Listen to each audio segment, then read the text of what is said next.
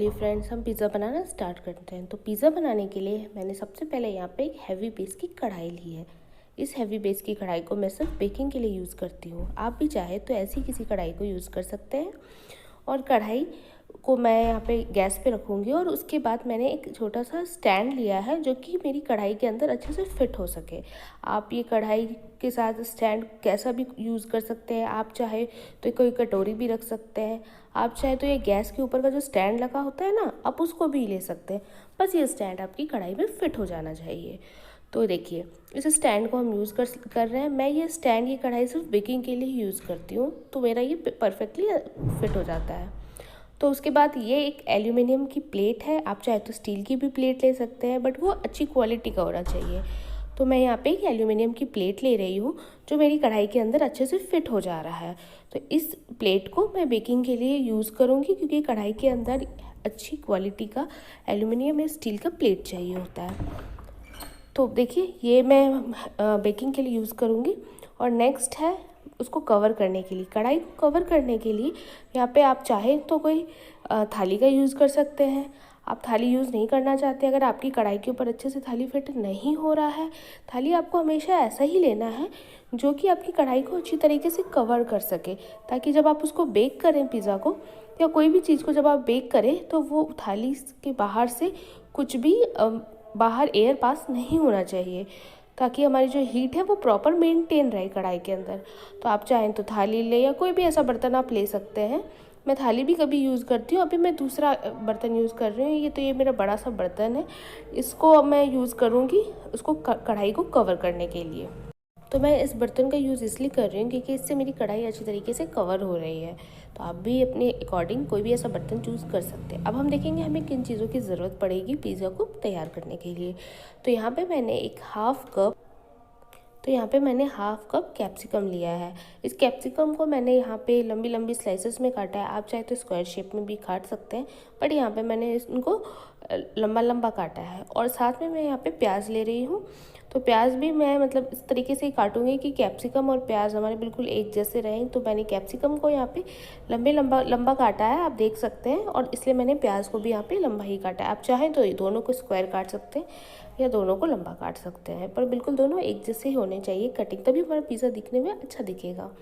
तो मैंने यहाँ पे कैप्सिकम और यहाँ पे अनियन को काट के रख लिया है, आप देख सकते हैं।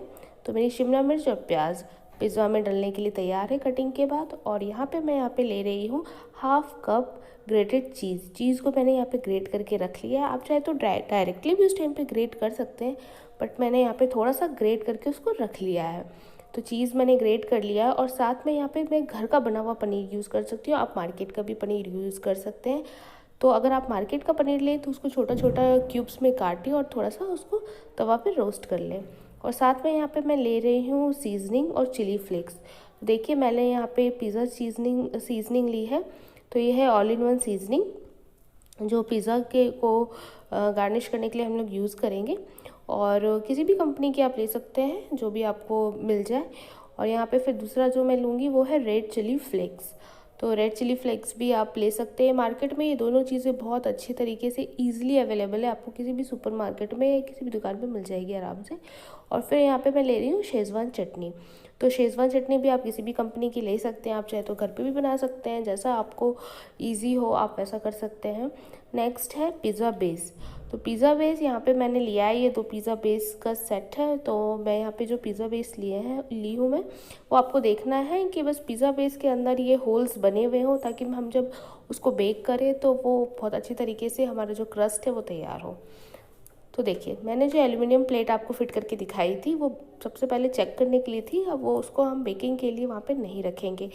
तो हमने साइड में कढ़ाई को ऑन करके साइड में रख दिया है, उसको प्री हीट कर दिया है। और साथ हम यहाँ पे पिज़्ज़ा की तैयारी कर रहे हैं। तो कढ़ाई को जो हमने प्री हीट करने के लिए रखा था वो 15 मिनट मिनिमम बिल्कुल मीडियम फ्लेम पे आपको रखना है। वो साइड बाय साइड आपका चलता रहेगा। उसको आप पहले गैस पे रख दें। दूसरी तरफ वो जो बर्तन था, जो भी प्लेट में आपको पिज़्ज़ा बनाना है, उस बर्तन को मैं पहले ग्रीस करूँगी। तो आप कोई भी ऑयल से, बटर से, घी से, जो भी आपको अच्छा लगे उससे आप उसको कर सकते हैं। तो मैं यहाँ पे ऑयल से उसको ग्रीस कर रही हूँ। फिर इसके ऊपर हम पिज़्ज़ा बेस रखेंगे और पिज़्ज़ा बेस को भी अच्छे तरीके से ग्रीस करेंगे। आप चाहें जो भी यूज़ कर सकते हैं, बटर भी आप यूज़ कर सकते हैं, ऑयल भी यूज़ कर सकते हैं। तो मैं यहाँ पे ऑयल से ही ग्रीस कर रही हूँ पिज़्ज़ा बेस को। तो अच्छी तरीके से इसको हमें ग्रीस करना है, अच्छे तरीके से पिज़्ज़ा बेस पे ऑयल लगाना है ताकि हमारा पिज़्ज़ा ऊपर से थोड़ा सा क्रंची बने, थोड़ा सा क्रिस्पी बने और अंदर से सॉफ्ट रहे। तो देखिए यहाँ पे मैंने उसको सारी तरफ अच्छी तरीके से पिज़्ज़ा बेस को यहाँ पे ग्रीस कर लिया है और कढ़ाई हमारी उस दूसरी तरफ बिल्कुल बेक होने के लिए रेडी हो रही है। उसको हमने गैस पे रखा है, इस बात को बिल्कुल भी ना भूलें। और सेकंड है, मैं यहाँ पे डाल रही हूँ शेज़वान चटनी। तो शेज़वान चटनी मैं यहाँ पे 1 स्पून डाल रही हूँ, 1 टेबल स्पून डाल रही हूँ यहाँ पे। तो शेज़वान चटनी को अब मैं डालूँगी, वो थोड़ी सी स्पाइसी होती है। तो आप चाहें, अगर आप बच्चों के लिए बना रहे हैं, आपको ज़्यादा स्पाइसी पसंद नहीं है, तो आप यहाँ पे टोमेटो केचप भी डाल सकते हैं। ये बिल्कुल ऑप्शनल है। टोमेटो केचप अगर आप डालना चाहें तो डालें, अगर आप नहीं डालना चाहें, छोड़ना चाहते हैं, स्किप करना चाहते हैं तो छोड़ भी सकते हैं। बट यहाँ पे मैं डाल रही हूँ ताकि ये ज़्यादा मतलब स्पाइसी ना बने। तो यहाँ पे मैंने शेज़वान चटनी और टोमेटो केचप दोनों को मिक्स कर लिया है और अब मैं इसको पिज़्ज़ा बेस में अच्छे तरीके से बिल्कुल चारों तरफ अच्छे से मिक्स करके स्प्रेड करूँगी। तो ये सबसे पहला हमारा जो पिज़्ज़ा को टॉपिंग करने के लिए जो हम लेयर तैयार कर रहे हैं, जो भी हम बना रहे हैं, उसमें सबसे पहला यही होगा कि हम यहाँ पे ये दोनों चीज़ों को अच्छे से स्प्रेड करें। आप यहाँ पे मेयोनीज़ का भी यूज़ कर सकते हैं या पिज़्ज़ा स्प्रेड जो आते हैं ना मार्केट में, आप वो भी यूज़ कर सकते हैं। बट मैं यहाँ पे शेज़वान चटनी को यूज़ कर रही हूँ, जो मुझे टेस्ट बहुत अच्छा लगता है। और यहाँ पे मैंने डाला है ग्रेटेड चीज़, जो मैंने वहाँ पे ग्रेट करके आपको दिखाया था, वो ग्रेटेड चीज़ मैं यहाँ पे डाल रही हूँ, वो मैंने डाल दिया है। और साथ में यहाँ पे डाल रही हूँ मैं पिंच ऑफ सॉल्ट। सॉल्ट यहाँ पे डालना बीच में बहुत ज़रूरी है, क्योंकि हमारे जो कुछ आइटम है लाइक चीज़ हो गया या फिर मेरा घर का बना हुआ पनीर है, तो उसमें सॉल्ट नहीं होगा। तो मैं यहाँ पे 1 पिंच सॉल्ट डाल रही हूँ ताकि टेस्ट मेंटेन रहे। तो मैंने यहाँ पे चीज़ डाला जो ग्रेट किया रखा था, फिर सॉल्ट डाला और अब मैं यहाँ पे कैप्सिकम डाल रही हूँ। तो कैप्सिकम को बिल्कुल धीरे धीरे आपको यहाँ पे कैप्सिकम को स्लोली उसको डेकोरेट करते हुए पिज़्ज़ा को थोड़ी थोड़ी डिस्टेंस पे अच्छे तरीके से रखना है। देखिए मैं आपको स्क्वायर शेप का दिखा रही थी, आप चाहे तो इस तरीके से भी शिमला मिर्च को काट के रख सकते हैं। तो वो मैंने आपको दिखाने के लिए थोड़ा सा एक काट के रखा था और यहाँ पे मैं उसको सेंटर में रख रही हूँ। और जो स्लाइसेस पतली पतली जो हमने शिमला मिर्ची कट की थी, उसको हम अच्छे से कैप्सिकम को डाल रहे हैं। थोड़ी थोड़ी डिस्टेंस पे उसको डेकोरेट करते हुए हम लोग यहाँ पे रखेंगे। तो हम सबसे पहले शिमला मिर्च को अच्छे से हर तरफ से करें ताकि जिधर से भी हम बाइट लें वो टेस्ट अच्छा है। फिर मैं यहाँ पे अनियन डाल रही हूँ, अनियन को भी वैसे ही हमें डालना है।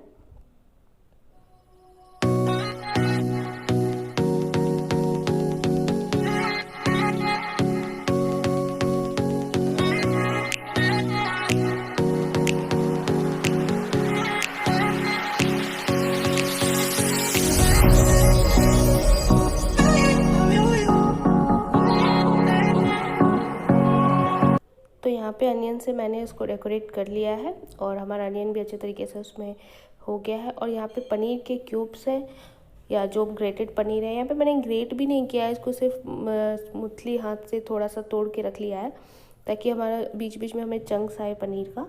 तो मैं वहाँ पे ऐसे रख रही हूँ। अगर आप रेडीमेड पनीर यूज़ करते हैं तो आप चाहे तो थोड़ा सा ऑयल में या किसी भी चीज़ में पनीर को पहले से ही थोड़ा सा फ्राई करके या रोस्ट करके, टोस्ट करके, जैसे भी मन हो आपका, आप उसको रख सकते हैं थोड़ा सा ऑयल में पहले से ही। और फिर यहाँ पे मैं सॉल्ट डाल रही हूँ क्योंकि पनीर में हमारा सॉल्ट बिल्कुल नहीं है। तो उस चीज़ को मेंटेन करने पे यहाँ पे मैंने 2 पिंच ऑफ सॉल्ट डाला है। सॉल्ट आप 1 पिंच 2 पिंच अपने टेस्ट के अकॉर्डिंग डाल सकते हैं, वो ऑप्शनल है बिल्कुल। तो यहाँ पे मैंने पनीर डाल दिया है। तो यहाँ पे मैं पनीर वाला पिज़्ज़ा बना रही हूँ, आप चाहे तो पनीर इसमें स्किप भी कर सकते हैं, बिल्कुल भी ज़रूरी नहीं है। अब यहाँ पे मैं डाल रही हूँ पिज़्ज़ा सीजनिंग। पिज़्ज़ा सीजनिंग मैं थोड़ा पहले ही डाल रही हूँ, बीच में बेक करने से पहले, कभी कभी बाद में भी डाल सकते हैं। जब आपका पिज़्ज़ा बेक हो जाए तो खाने के टाइम पे भी आप डाल सकते हैं। बट यहाँ पे मैं सीजनिंग और चिली फ्लेक्स दोनों ही पहले डाल रही हूँ क्योंकि हम कढ़ाई में इसको बना रहे हैं और जब कढ़ाई में बनाएंगे तो वो अच्छे तरीके से ये सारा फ्लेवर उसके अंदर, पिज़्ज़ा के अंदर जा सके, इसलिए मैं पहले ही डाल रही हूँ। आप लास्ट में बाद में भी उसको डाल सकते हैं। और लास्टली मैं यहाँ पे ग्रेटेड चीज़ बिल्कुल डायरेक्टली कॉर्नर्स में डालते हुए और सेंटर पे बिल्कुल अच्छे से चीज़ को, मतलब अच्छे तरीके से हमारा चीज़ बिल्कुल ओवरलोड हो पिज़्ज़ा हमारा चीज़ से, इसलिए मैं उसको एक बार फिर से चीज़ डाल रही हूँ। तो आप देख सकते हैं यहाँ पे मैंने यहाँ पे चीज़ डाल दिया है। फिर मैं वही सीजनिंग और चिली फ्लेक्स टेस्ट के अकॉर्डिंग डाल रही हूँ। आप यहाँ पे स्किप भी कर सकते हैं, आप एक बार भी डाल सकते हैं या बाद में भी डाल सकते हैं, इट्स टोटली ऑप्शनल। तो हमारा ये पिज़्ज़ा आप देख सकते हैं बिल्कुल बेक होने के लिए तैयार है, और देख के कितना अच्छा लग रहा है हमारा पिज़्ज़ा। तो आप देख सकते हैं हमारा पिज़्ज़ा बेक करने के लिए बिल्कुल ही रेडी है। तो अब मैं इसको कढ़ाई में रखूँगी बेक करने के लिए। उधर हमारी कढ़ाई बेकिंग होने के लिए बिल्कुल रेडी हो रही है। तो बिल्कुल संभल के आराम से कपड़े से पकड़ के अच्छे तरीके से केयरफुली आप वो जो आपने रखा है बर्तन या थाली जो जिससे भी आपने कवर किया उसको बहुत आसानी से और बहुत केयरफुली आप उसको हटाएं, और धीरे से ये जो हमारी प्लेट जिसमें हमने ये तैयार किया है उसको धीरे से इसके ऊपर स्टैंड के ऊपर डालेंगे। तो आप इसको अच्छे से केयरफुली डालें और अच्छे से उसको सेट कर दें, क्योंकि हमारी जो प्लेट है उसके साइड थोड़ा सा स्पेस होना चाहिए ताकि नीचे से जब हीट आए तो वो ऊपर तक ट्रांसफ़र हो सके। इस बात का बिल्कुल ध्यान रखें कि ऐसा नहीं कि कढ़ाई में प्लेट बिल्कुल फिट हो जाए, वो थोड़ा साइड से गैप होना चाहिए। तो आप देख सकते हैं यहाँ पे बिल्कुल रेडी है हमारा पिज़्ज़ा बेक होने के लिए, और मैंने इसको बिल्कुल मीडियम फ्लेम पे बेक होने के लिए छोड़ दिया। आप लो टू मीडियम फ्लेम पे उसको बेक होने के लिए रख देंगे। तो आप देख लीजिए हमारा पिज़्ज़ा बिल्कुल, अब देख सकते हैं हम 20 मिनट्स हो गए हैं। तो हम देखेंगे हमारा पिज़्ज़ा। तो आप देख सकते हैं चीज़ जो हमने यहाँ पे डाला था वो हमारे मेल्ट हो गए हैं, थोड़ा सा मेल्ट हुआ है, थोड़ा सा आप चाहें आप देख सकते हैं आपकी चीज़ की क्वालिटी पे डिपेंड करता है कि वो कितने देर में आपका मोज़रेला चीज़ डिपेंड करता है कि आपका चीज़ कैसा है, मोज़रेला चीज़ है या प्रोसेस्ड चीज़ है। तो हमारा पिज़्ज़ा बिल्कुल रेडी है। तो अगर आपको मेरा वीडियो पसंद आता है तो प्लीज़ मेरी वीडियो को लाइक कीजिए, कमेंट कीजिए और अपने फ्रेंड्स एंड फैमिली के साथ शेयर कीजिए। So thank you.